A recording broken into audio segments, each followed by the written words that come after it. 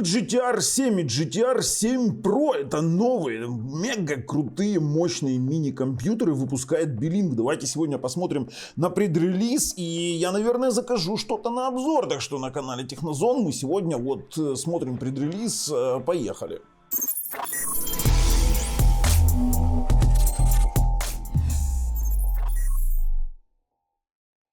Слушайте, ну вы помните, я делал обзор на GTR 5 и на AMD, и на Intel, и это были, ну, действительно очень крутые мини-компы. И Belink давным-давно перешел из разрядов ТВ-бокса строения в очень неплохое, даже очень крутое строение мини-компьютеров в металлических корпусах с классной начинкой, да еще и на винде лицензионной. Так вот, выпустили эти товарищи, вернее, как выпустили, они сейчас анонсировали, я вам сейчас расскажу, что анонсировали, мы с вами посмотрим по видео, что они там показывают, но анонсировали они просто невероятную штуку.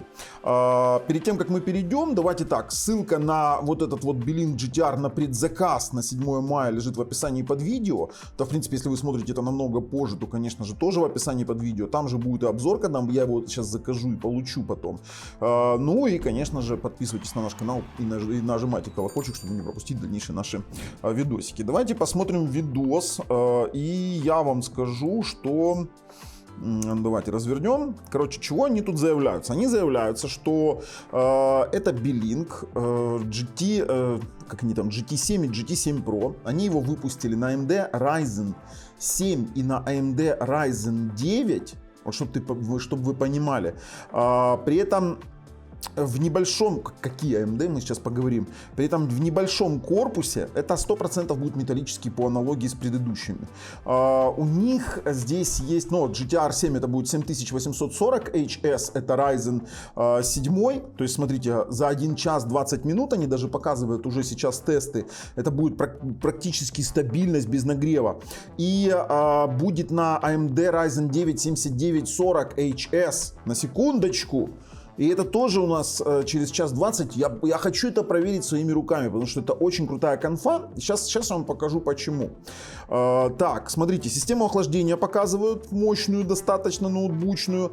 Тут один момент есть. Они сейчас будут показывать, смотрите, в разборе. Там два NVMe SSD, PCI-Express 4 и память DDR5. Сейчас тоже посмотрим, какая с отпечатками пальцев, с Windows 11, с 3.5 разъемом спереди, то есть сзади и спереди два разъема, то есть вы когда вставляете передний и задний, отключается. То есть я когда смотрел этот пресс-релиз, он мне очень сильно понравился. Есть USB 3.2 до 10 Gbps, Type-C, RCK, есть HDMI DisplayPort, два порта. Давайте я сейчас вернусь даже, смотрите.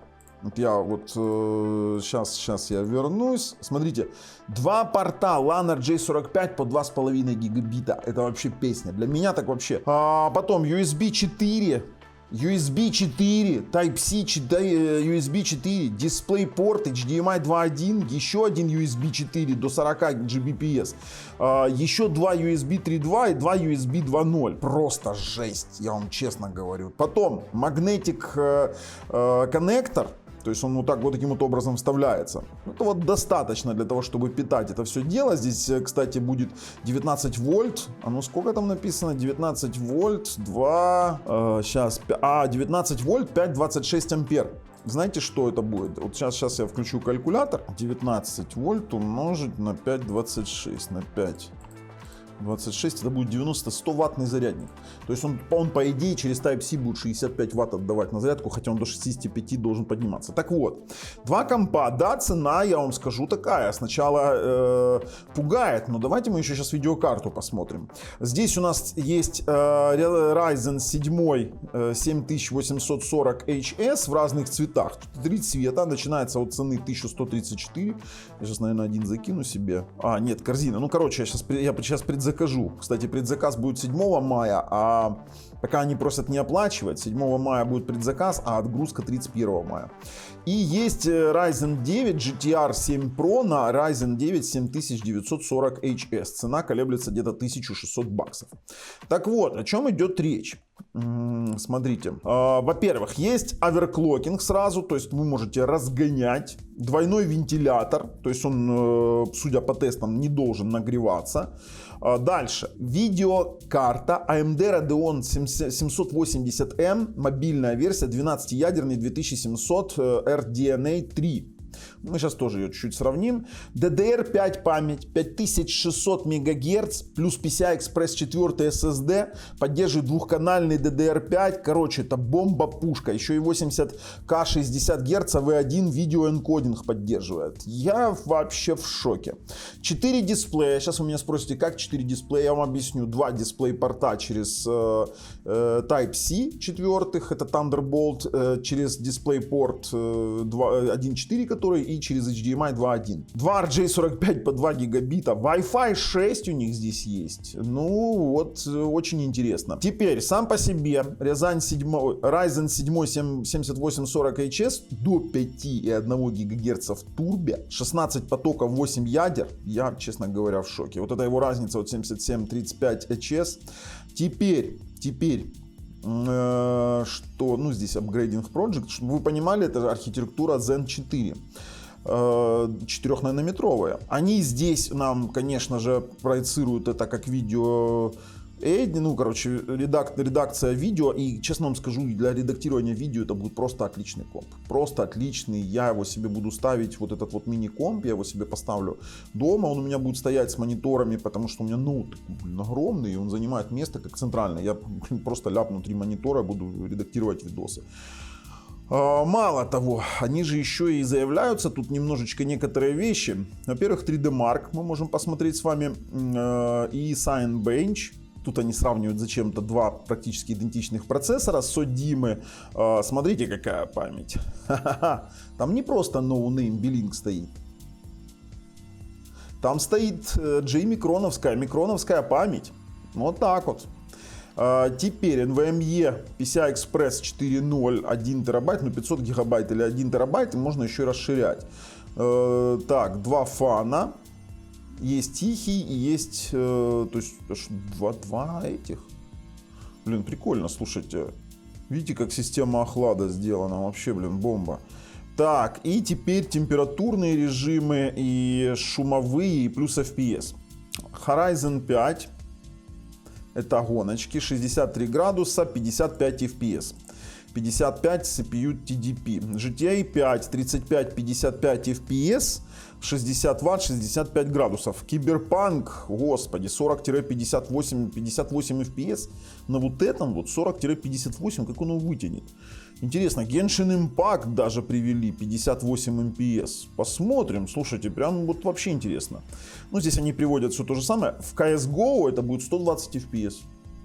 В LoL будет 150-174, в PUBG 75-95, в Dota 105-120, в Destiny 2 50-60. Слушайте, в Dota вообще покатать, да? В дотку катку, эх!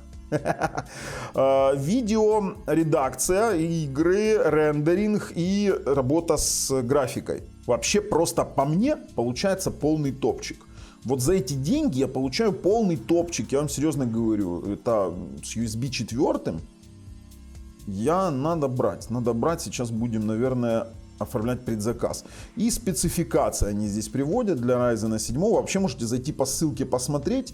Вот для Ryzen 9 мне интересны спецификации. То есть они здесь так красиво показали. Ну все понятное дело в металле. Да, Ryzen 5 до 5,2 ГГц. Ой, Ryzen 9 до 5,2 ГГц. И здесь, мне интересно, здесь показатели. Ну, понятное дело, что он быстрее. Если сравнивать 7940 и 69HX, у меня просто 6900HX есть. Чтобы вы поняли. У меня ноут, я делал обзор, у меня именно на 6900HX на 9 Ryzen. Вот чтобы вы понимали, насколько это дело круче, чем мой ноут получается в плане проца.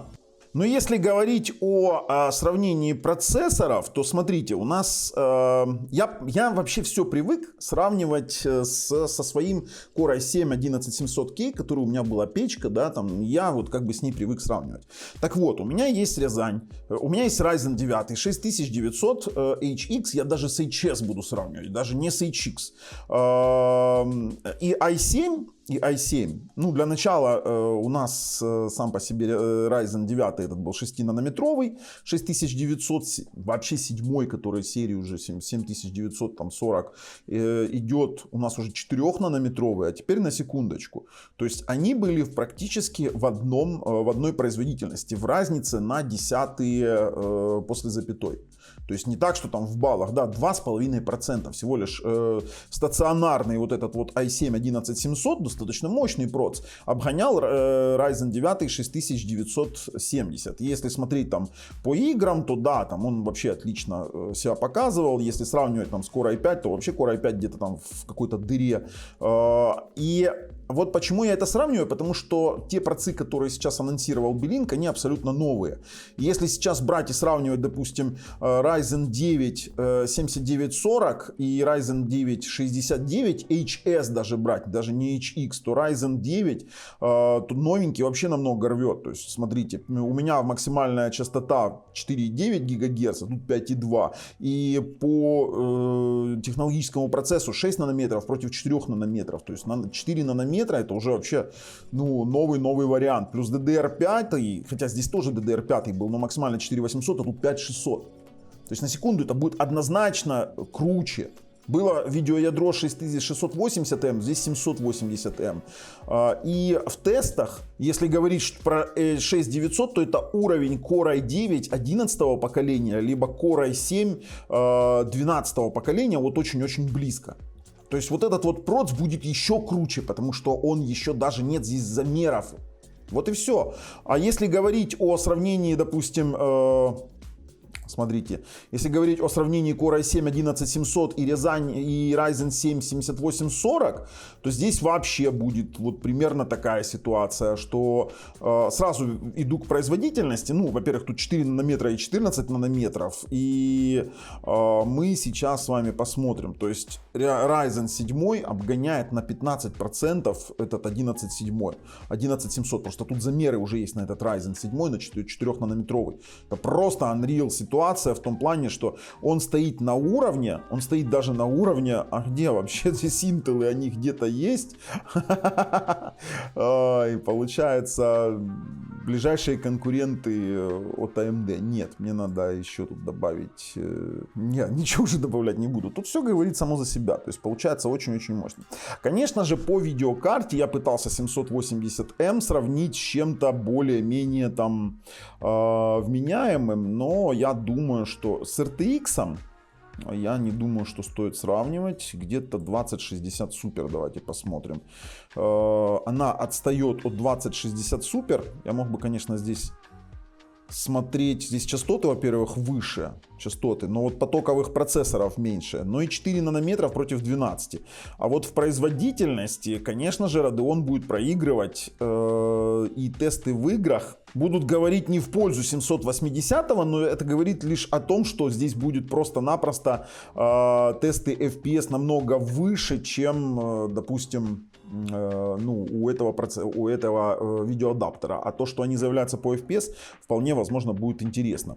И давайте сейчас посмотрим. Давайте его посмотрим. Например, попытаемся найти ему какой-нибудь 1650. Сейчас посмотрим, сможет ли он с 1650 тягаться. Ну, это вот 28% от 1650. Я думаю, что чего-то там прошлого поколения, например, там 1060, возможно, нет, это все убираем, не 1060. Нету реальных оценок. Дело в том, что нет пока еще реальных оценок, то есть нет данных по работе 780M. То есть когда появятся уже данные, потому что реальных замеров вообще нет. То есть нет ни типов памяти, ни максимальные объемы памяти. То есть пока что мы сравниваем только сухие цифры. Как он реально работает, никто еще не знает. То есть поэтому вот будем смотреть, получим и будем уже потом обговаривать. Поэтому я думаю, что нам нужно заказать это все дело и уже потом с этим делом играться. То есть, бляха-муха, каким образом вообще? И память здесь быстрее. Короче, 2 SSD-шника влепить можно. Ай-яй-яй-яй-яй-яй. 2 SSD. Короче, будем брать, ребята. По мне так песня, я вам честно говорю. То есть, ой, здесь даже они приводят, смотрите, в PUBG 7798, в CSGO 115-135, в Dota 110-125, в LoL 154-180. Короче, я скажу так. 4, да, вот как я и говорил, 4 дисплей-адаптера, будет 2 дисплей-порта, 2 на USB 4 и 2 на 1 дисплей-порт, 1 HDMI.